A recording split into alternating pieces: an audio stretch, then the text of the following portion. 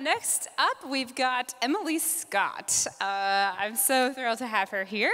I wrote about Emily and her church, St. Lydia's, in Searching for Sunday, and have been kind of following her work ever since I bumped into them through that. St. Lydia's is a dinner church in Brooklyn, New York, associated with the Evangelical Lutheran Church in America. Yeah, got a lot of Lutherans out here. And Emily loves creating sacred and inclusive spaces through tradition and ritual. And this is exemplified in St. Lydia's innovative and yet really a deeply traditional practice of gathering around a shared meal for worship and celebrating the Eucharist in that format. Emily trained as a liturgist and musician at Yale Divinity School and the Institute of Sacred Music. And I just love how she brings together community and art and liturgy to make something really beautiful. Emily's one of those people who loves beautiful things and loves beautiful music and beautiful words and beautiful traditions. And she brings that joy and love of beauty into her conversations with other people and just into her spirit. And so I'm really interested to hear her answer the question, why Christian, since I have come to love and admire so much of what she does and look up so much to her community. So welcome, Emily.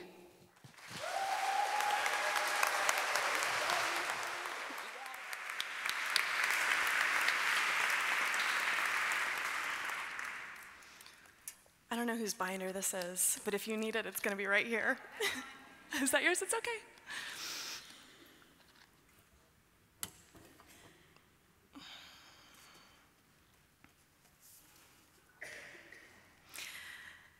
In the 3rd grade, the band teacher of my elementary school came to our classroom to demonstrate the various instruments we could learn to play if we joined the band the next year. And he played a run on the clarinet and noodled around on the saxophone and played a hunting call on the French horn.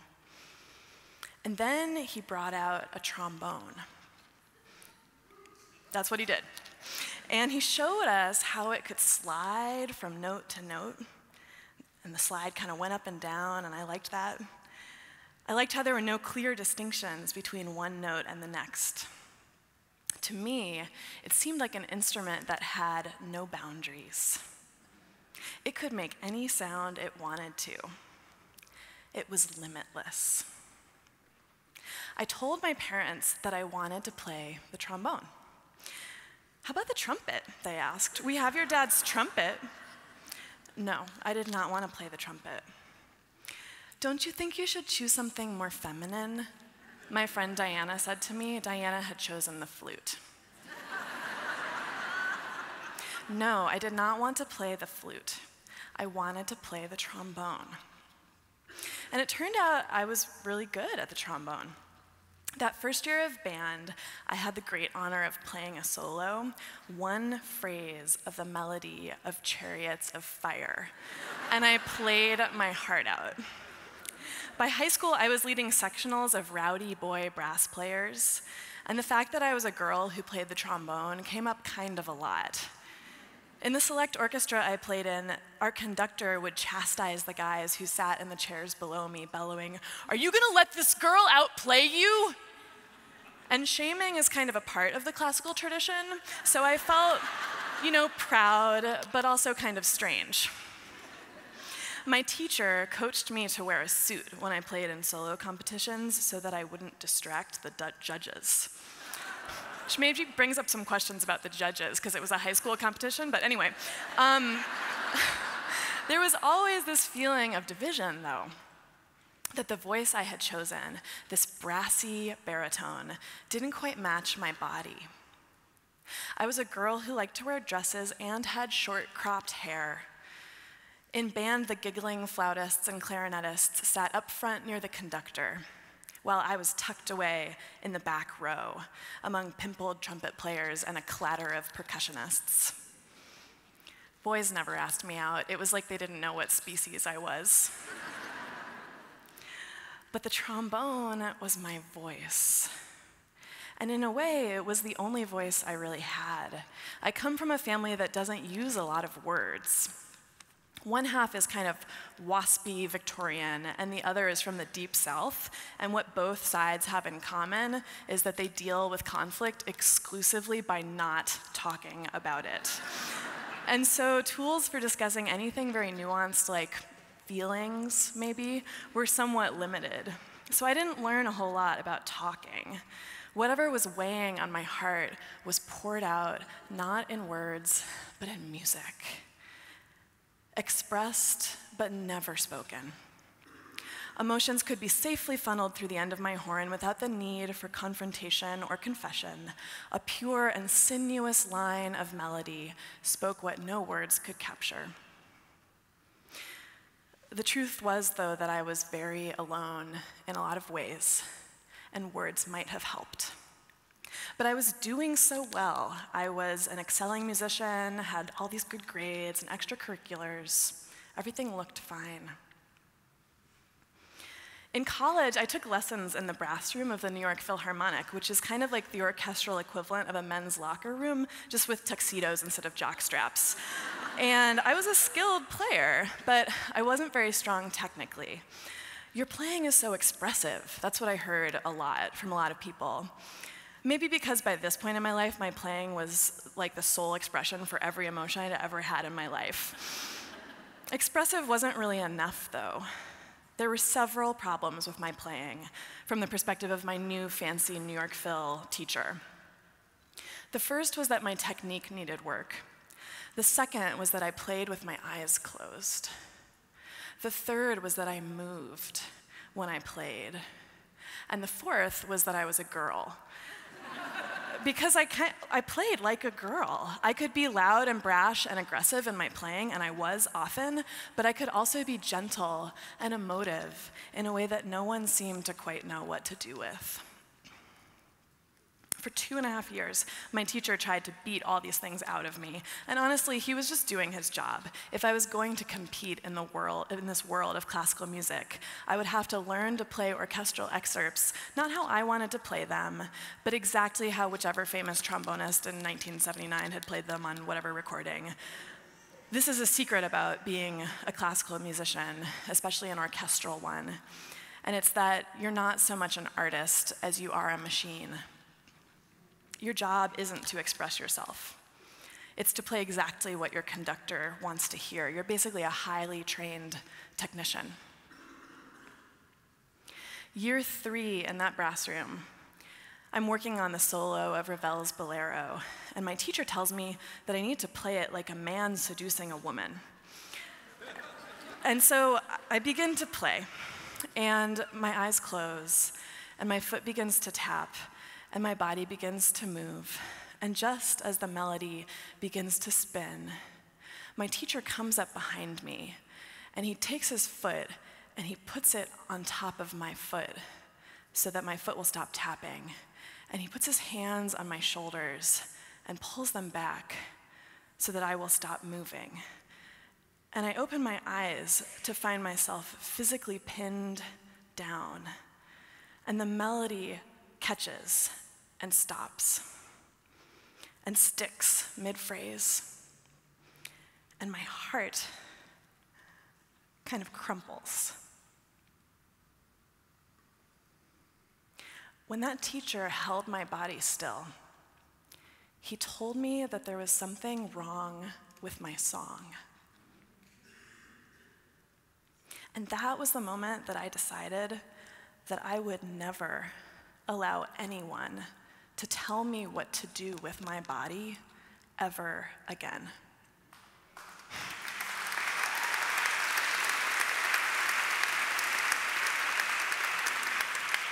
The moment also lodged a sense of suspicion in me of institutions that ask me to be smaller than I am. It is easy to wonder, what's wrong with me? But generally the question is, what's wrong with them? That spring, I played the concerto contest that I had won, wearing a bright orange strapless dress with a train. I was a woman who played the trombone.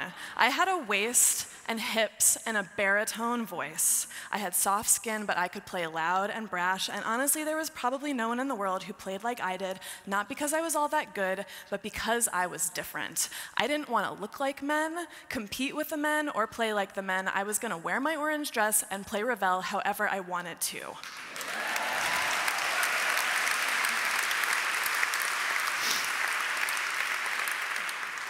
That was the beginning of my slow exit from being a brass player.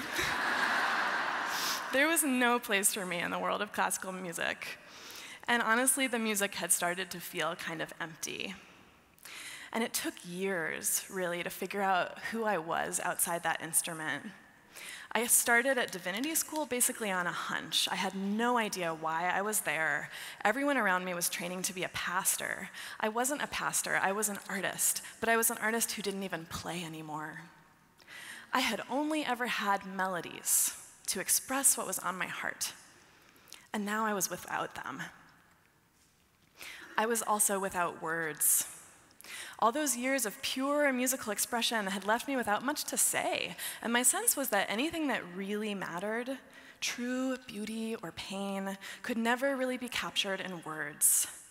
Words made me feel so awkward. I lived in fear of someone asking me to pray spontaneously.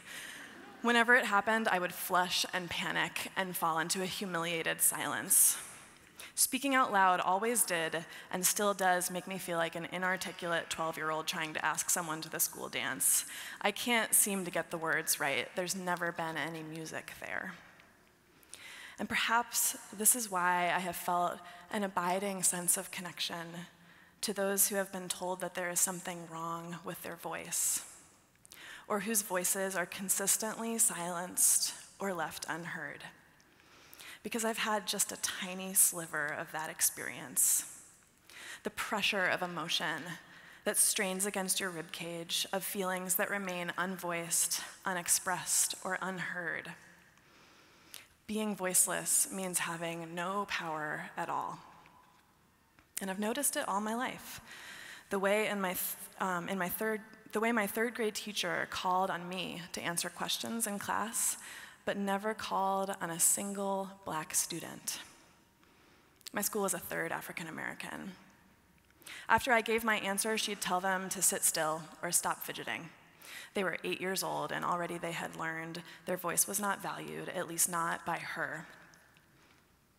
Or the way residents at the public housing unit in my neighborhood are given a chance to speak at community meetings, but their comments never seem to catch hold. And the conversation slides back to the concerns of the wealthier, whiter neighbors, as if they never said anything. Or the way the cry of young activists who have just 4 urgent words to offer, "You are killing us," are smothered over with labels like thug or riot. It is the sin of white America that we have tried to strip a people of their voice.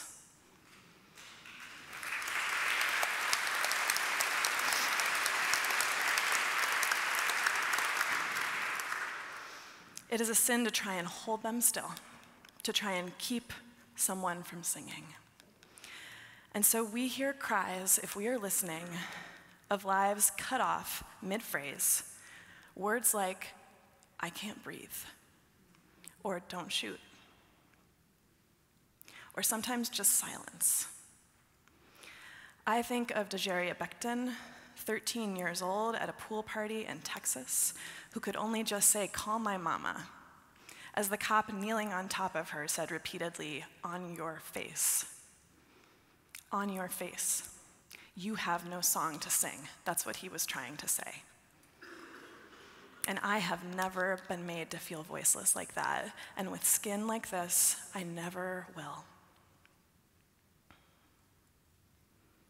Those who have fought to find words are in pretty good company when it comes to people God has asked to speak. Moses cannot believe that Pharaoh would listen to him, considering his own people don't seem to pay any attention to what he has to say. "I have never been eloquent," he tells God, "not before and not now." Jeremiah thinks he's too young to know anything about speaking, much less being a prophet. And Paul did great with letters, but apparently didn't much care for being in front of crowds. I'm the kid who got A's on my report card and gold stars on my chart. I like to be good at stuff. That's how I know that I'm worth something, right? You know what I was really good at? Playing the trombone. You know what God asked me to do? Start a church. And that means speaking, that thing I'm not good at all the time, every week. And it's so annoying, really. I mean, we talk about God using our weakness and not our strength and all that, but when it happens, man, does it suck. It just feels terrible. The first few years at St. Lydia's, the dinner church that I started, I was a tangled disaster of raw nerves and vulnerability after every sermon. I'd go home and basically curl into a ball. And it has gotten easier over the years, but every week I feel exposed. Every week I'm reminded that it's not being good at stuff that makes me worth something. I'm worth something for the same reason that we are all worth something, because we are children of God. I never submitted my body or my voice to the expectations of another institution ever again. The world of classical music pressed upon me a voice that wasn't mine, and often the church will try to do the exact same thing. Make you think that the only way to be a Christian is to act like some cookie cutter of a person who's always so nice and signs her emails with things like, blessings abound. That's bullshit. No, that's nobody's voice. Nobody has that voice. When I was in seminary, I remember thinking that everyone sounded so eloquent and smooth, and these words about God just kind of seemed to flow out of them, like they had it all figured out. And it took me a while to see that maybe the biggest thing I had to offer was that I didn't have it all figured out. I wasn't trying to convince anybody of anything. The best thing I could do was just point to what I saw. And so that's what I do every week at St. Lydia's when I preach to the 25 or so folks who gather there around dinner tables in our little storefront. Just point to what I see. It's not always graceful or eloquent. It's not really inspirational. What it does is reveal. Just reveal the truth that we've all been avoiding. I wrestle with words like Jacob and his angel, and I come out in the morning limping. I fight to speak of pain I will never have to bear, the pain of mothers who grieve their black sons and daughters who died much too young. Fight to tell truths about this nation that I wish I didn't have to face myself. Words bring us from the formless void at the beginning of creation to the clarion call of truth which we can no longer avoid. Words awaken slumbering Christians to the reality that has been there all along, that rather than face the truth of our sin, we are punishing the very people who have borne that burden throughout our nation's history, that we are robbing our black and brown citizens of basic education, pressing them into poverty and toward prison, and drawing profit off their bodies.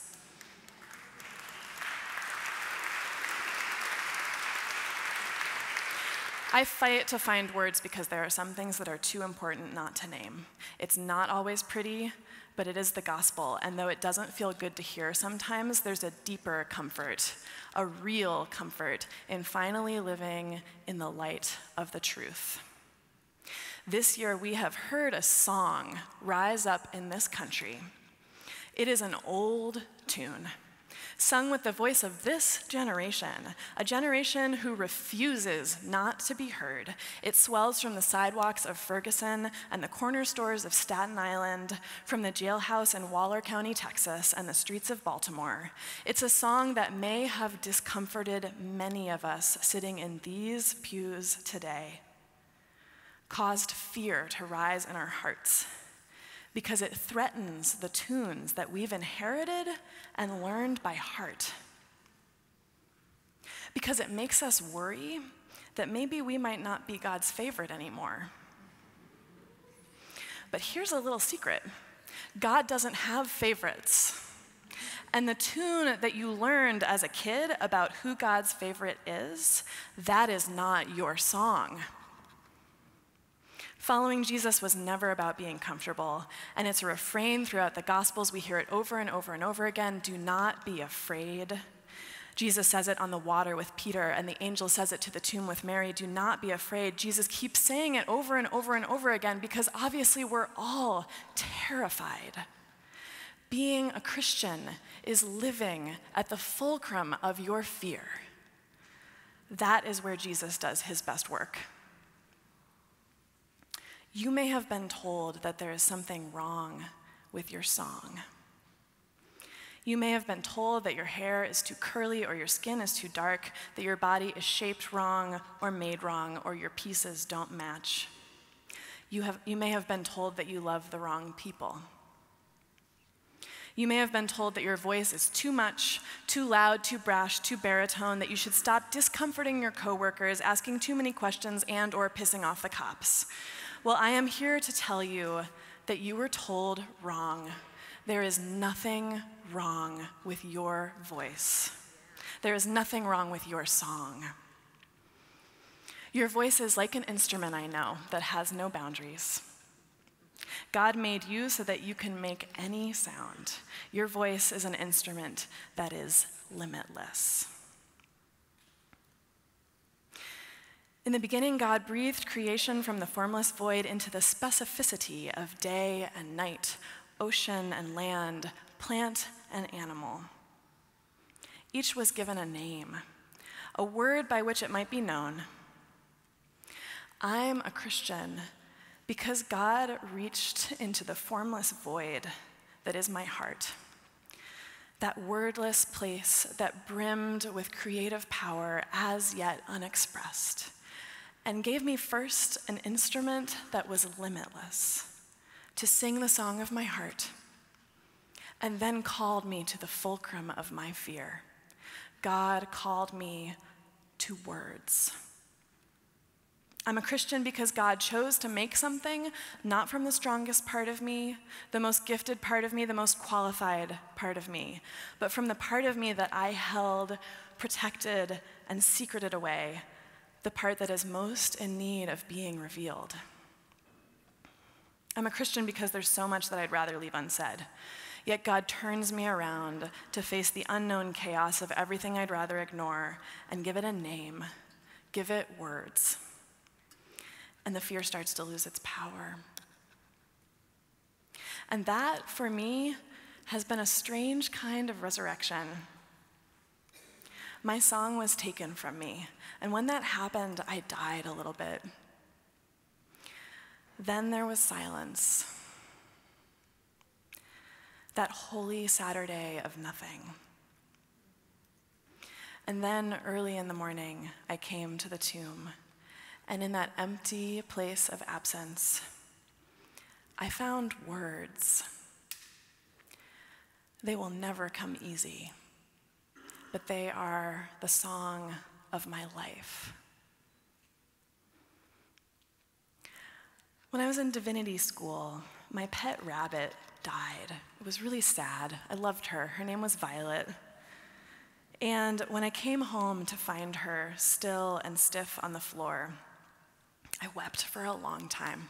I wept without words because there was she was such a silent, soft, gentle creature. And it was so sad that all things come to an end. When I had run out of tears, I realized that I had no way to bury her. And so I called two friends. One of them came to pick me up and helped me wrap her body in a towel and put it in a box.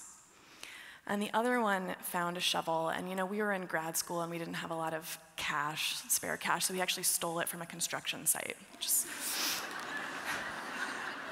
I think he returned it.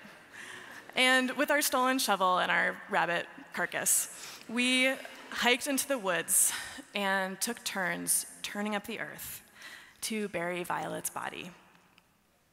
And then we covered the spot in leaves and moss and placed a rock there.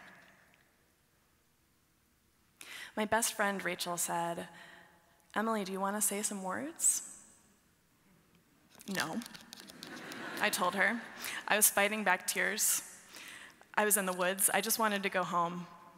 Literally, the last thing I wanted to do was say any words. All I wanted was the silence of my own pain.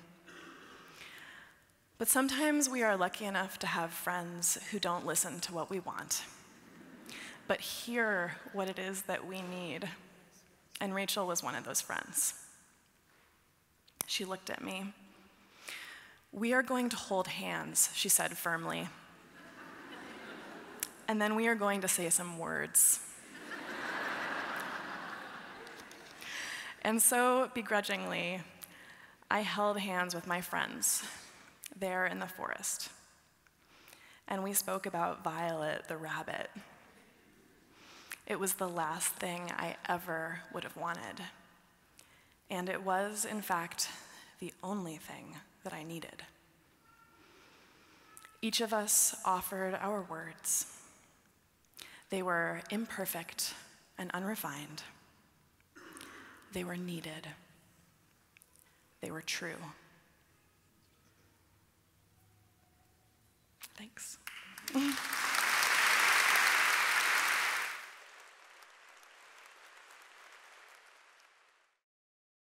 So we have a special treat for you this morning. You can have a seat. And if you have a hymnal and you want to find some of the words, we might not say it exactly like it, but 671, please welcome Miss Emily Scott to the band.